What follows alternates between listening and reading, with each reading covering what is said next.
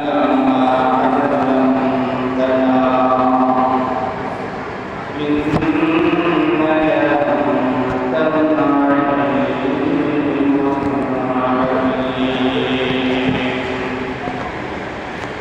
পুরুষের করে আল্লাহুম্মা সাল্লি আলা মুহাম্মাদিন ওয়া আলা আলি মুহাম্মাদ কামা সাল্লাইতা আলা ইব্রাহিম ওয়া আলা আলি ইব্রাহিম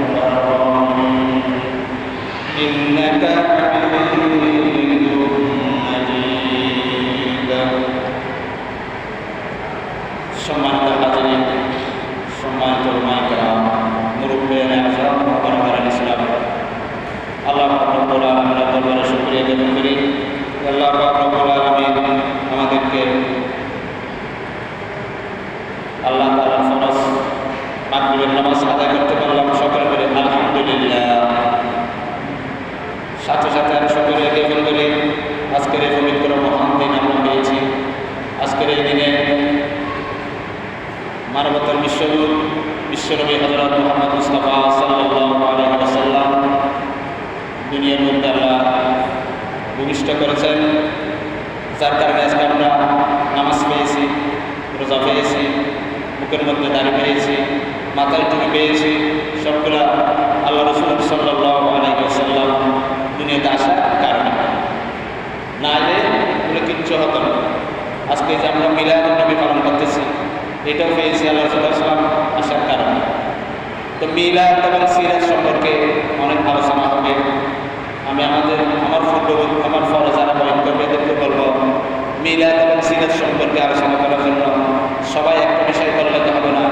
আমি আপনাদের সামনে কোরআন শরীফের একটা আয়াত তেলাওয়াত করেছি, সঙ্গে সঙ্গে তাজদার মদিনা হাবিবে কিবরিয়া মুহাম্মদ রাসূলুল্লাহ সাল্লাল্লাহু আলাইহি ওয়াসাল্লামের লক্ষ লক্ষ হাদিস থেকে ছোট ছোট দুইখানা হাদিস শরীফ তেলাওয়াত করেছি। আল্লাহ সুবহানাহু ওয়া তাআলা যদি তৌফিক দান করে তাহলে নির্ধারিত সময়ের ভিতর আমি আমার আলোচনা শেষ করব। ওয়া মা তৌফিক ইল্লা বিল্লাহ। সম্মানিত হাজির, কোরআন মাজিদে যে আয়াতটা তেলাওয়াত করেছি, এই আয়াতের ভিতর আল্লাহ পাক রব্বুল আলামিন বলেন বিসমিল্লাহির রাহমানির রাহিম ইয়া আইয়ুহাল্লাযীনা আমানু দুখুলু ফিস-সিলমি কাফা ওয়া লা তাত্তাবি'উ খুতুওয়াতিশ শাইতান ইন্নাহু লাকুম আদুwwun মুবিন। আল্লাহ সুবহানাহু ওয়া তাআলা মধ্যে ইরশাদ করেছেন, হে আমার ঈমানদাররা, তোমরা ঈমান আনো। কাকে বলছে? ঈমানদারকে। ঈমানদারকে বলছে কি করো? তোমরা ঈমান আনো। উদখুলু ফিস-সিলমি কাফা, পরিপূর্ণভাবে দাঁড়াও। ঈমান যারা এনেছো আরো ঈমান আনো এবং পরিপূর্ণভাবে কি হও? দাখিল হও। বৃষ্টির ভিতর হাঁটতেছে ছাতা নিয়ে, বৃষ্টি পড়তেছে, হাতে ছাতা নিয়ে কি করতেছে? হাঁটতেছে।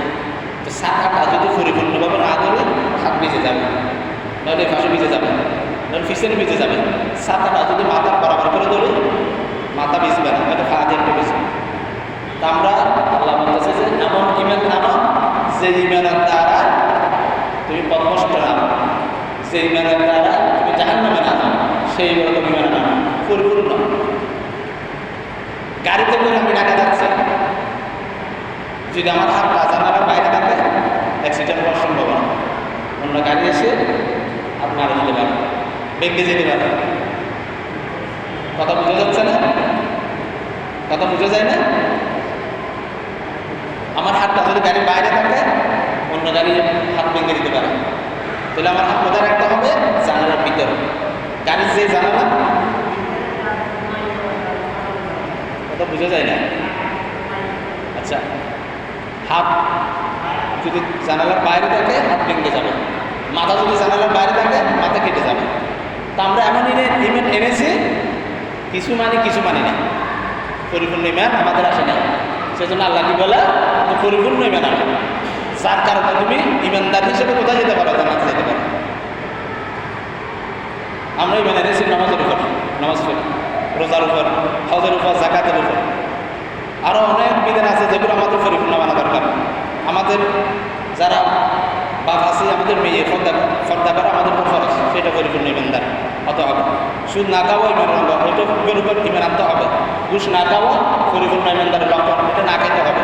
এখন আমরা শুধু মানি কোনটা? নামাজ পড়া, রোজা রাখা, টাকা হলে হজ করা, জাকাত দেওয়া, এগুলো পরিপূর্ণ ইমান আনা। প্রত্যেকটা বিষয়ের উপর আমাদের পরিপূর্ণ ইমান আনতে হবে।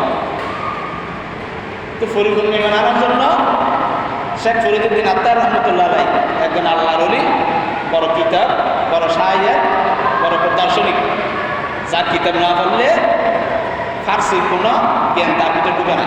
তার নাম কি আপনার শুনেছেন? শেখ ফরিদুদ্দিন আত্তার রহমতুল্লাহ আলাই। এর নাম শেখ ফরিদ। আত্তার কেন বলা? সে আতর বিক্রি করতো। আতর বিক্রি করতো, সেজন্য নাম দিয়েছে কি আত্মার। তা একটা কিতাব লিখেছেন, কিতাবটা কমি মাদ্রাসা, সরকারি মাদ্রাসা, প্রত্যেক মাদ্রাসার মধ্যে কিতাবটা পড়ে। সেই কিতাবের মধ্যে এই ইমানদারকে সম্বোধন করে 4টা কথা বলছে। কয়টা কথা? 4টা। আর কে বাসাদ আহলে ঈমান আল আজিজ পাকে দাওয়াত চারো চিজ। কি বলে? আজ হাসাদা আউয়াল তাদিল রা পাকে দারু হাসাদান রা বাদা জামু মান জুমার পাকে দারা কিসবা আজকে বাচ্চাবা তাকে ঈমানাত নয়া সুন্দর দরজিয়া। 3 নম্বর কি বলে? পাকে দরদা রে আমালরা আজরিয়া শমে ঈমানে তোরা বাশদ জিয়া। 74 নম্বর কি বলে?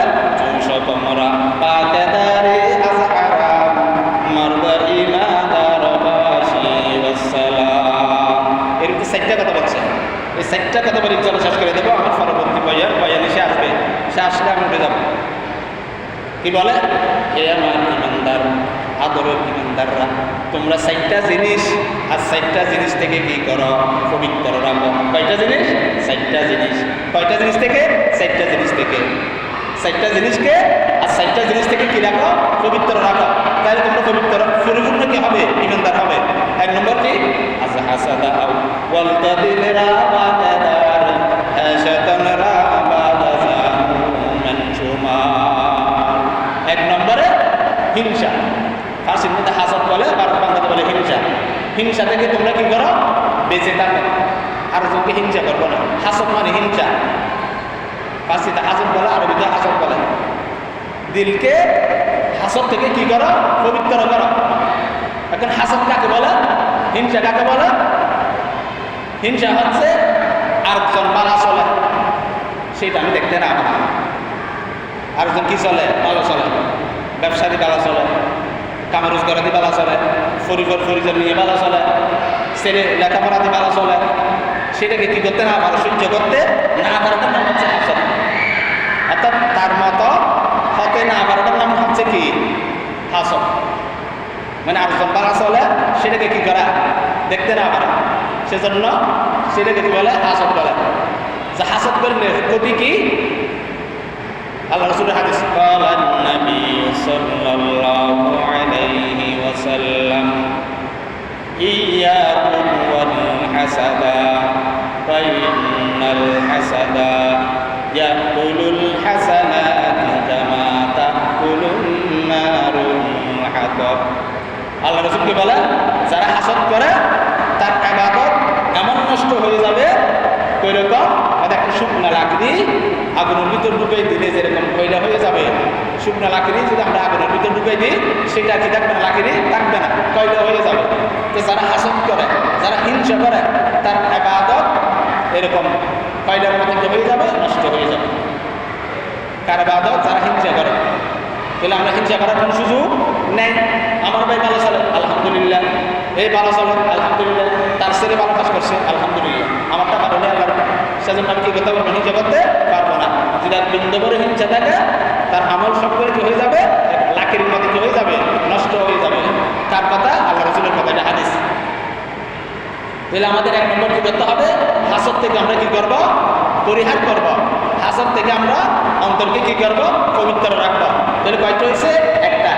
আজ হাসাদা ওয়াল তাদিলরা বাদাদার হাসাদান রা বাদা জামু মান জুমার।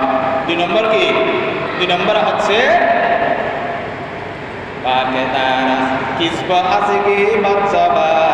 দুই নম্বর হচ্ছে নিজের জবানকে মিথ্যা কথা থেকে বাঁচাইতে হবে। নিজের জবানকে মিথ্যা কথা থেকে কি করতে হবে? বাঁচাইতে হবে। আমরা তো কথায় কথায় মিথ্যা বলি, কথায় কথায় মিথ্যা বলি, আরেকজনকে হাসানোর জন্য হলেও মিথ্যা বলি, আরেকজনকে হাসানোর জন্য হলেও কি করি? মিথ্যা বলি। আরেকজন একটা কথা বলছে, সেইটা এসে আরেক জায়গায় বলছি, সেটাও মিথ্যা। আল্লাহ রাসূলের একটা হাদিস আছে, অত যাহাই শুনে তাহাই বলিতে থাকা। ক্বালান নবী সাল্লাল্লাহু আলাইহি ওয়াসাল্লাম কাফা বিল মারই কাযিবান আন ইউহাদ্দিসা বিকুল্লি মা সামিআ। আল্লাহ রাসূল কি বলে? অত যাহাই শুনে তাহাই বলিতে থাকা। কলেজ গেট কথা একটা শুনছি, কথা ঠিক বাস্তব আমি জানি না, সেটা সিওবি এসে বলছে হয়তো এরকম বলা হয়েছে, সাক্ষী দিচ্ছে, হয়তো সে মিথ্যাবাদী। কারণ কথা এটা নাই, গ্রহণযোগ্যতা নাই, এটা কোনো সাক্ষ্য প্রমাণ নেই। আর যার থেকে শুনছেন সেটা সেখানে বলতেছেন আল্লাহ রাসূল বলছে তো সেও মিথ্যাবাদী। সেজন্য যে কোনো কথা শুনছেন সেটা যাচাই বাছাই না করে আরেকজনকে বলা যাবে না। আল্লাহ রাসূলের হাদিস, আমার ব্যক্তিগত কোনো কথা না। সেজন্য কি বলে? নিজের জবানকে কি করতে হবে? মিথ্যা কথা থেকে বাঁচাইতে হবে।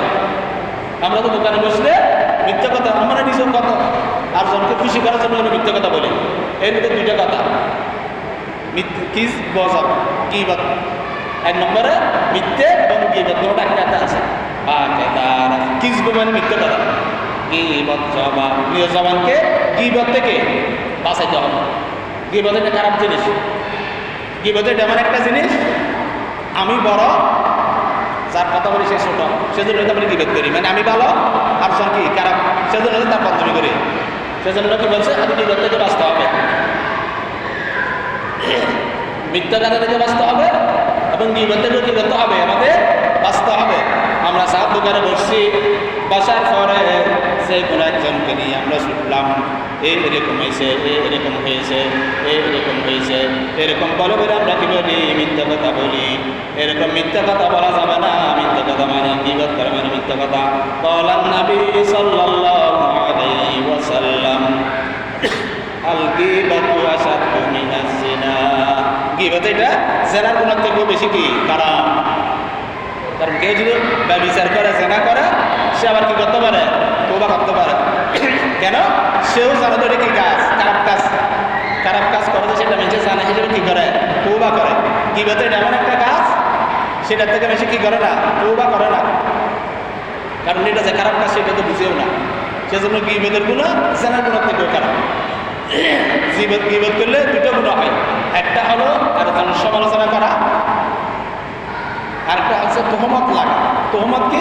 সে একটা কাজ করে নাই, ওনার বিরোধিতা বললেন, সেটা হচ্ছে তোহমত। 2টা গুণ। একটা আরেকজনের অনুপস্থিতিতে কথা বলা, সেটা গীবত। আরেকটা হচ্ছে কি করা? তার বিরুদ্ধে একটা অন্য একটা বাঁচা কথা লাগে দেওয়া, সেটা হচ্ছে তোহমত। গীবতে 2টা গুণ হয়। সেজন্য গীবতের গুণ খুব খারাপ। গীবত আবার বিভিন্ন জায়গায় করা যায়। গীবত 3 প্রকার। আজকে একটা কথা শুনেন, হাদিসের কথা। গীবত কয় প্রকার? 3 প্রকার। গীবত হারাম, গীবত জায়েজ, আবার গীবত করা ওয়াজিব। এটা কি কথা? এটা খুব দরকারি কথা, গেলে শোনা দরকার। গীবত শুধু গুণ বললে হবে না। গীবত 3 প্রকার, সংক্ষেপে শেষ করতেছে। এমনি মানুষের সমালোচনা করা অনুপস্থিতিতে, লোকমান ভাই নাই, এই বিরুদ্ধে আমি বললাম, সেটা গীবত। এই ঘটনা বাস্তব, তারপরে গীবত হবে। এর একটা বাস্তব কথা অনুপস্থিতি বলার নাম হচ্ছে গীবত। সেটা না জায়েজ, সেটা হারাম। আরেকটা গীবত আছে জায়েজ। ওই রকম জালেম, আর তোর জুলুম করতেছে, সে মজলুম, সে তার সাথে ঠাকাইও পারবে না, কোর্ট মোকদ্দমা আদালতেও পারবে না, শক্তি দিতেও পারবে না। সে কি করবে? মানুষকে বলে হলেও যে আমাকে এরকম এরকম অত্যাচার করছে, আমার উপর জুলুম করতেছে, সে ওটা বলে তার দিলের একটু আবেগ আর ওদেরকে কি করতে পারবে? বলতে পারবে। সেরকম গীবত জায়েজ। কি বলছি? গীবত জায়েজ নাই, হারাম। কোন গীবত? আরেকজনের সমালোচনা করা, অনুপস্থিতিতে তার ব্যাপারে কথা বলার নাম আছে গীবত, সেটা জায়েজ নাই। আরেকজন জালেম আমার উপর জুলুম করতেছে, আমি কয়েকজন মানুষকে বলে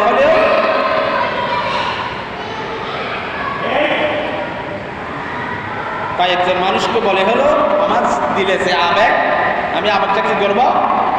একটু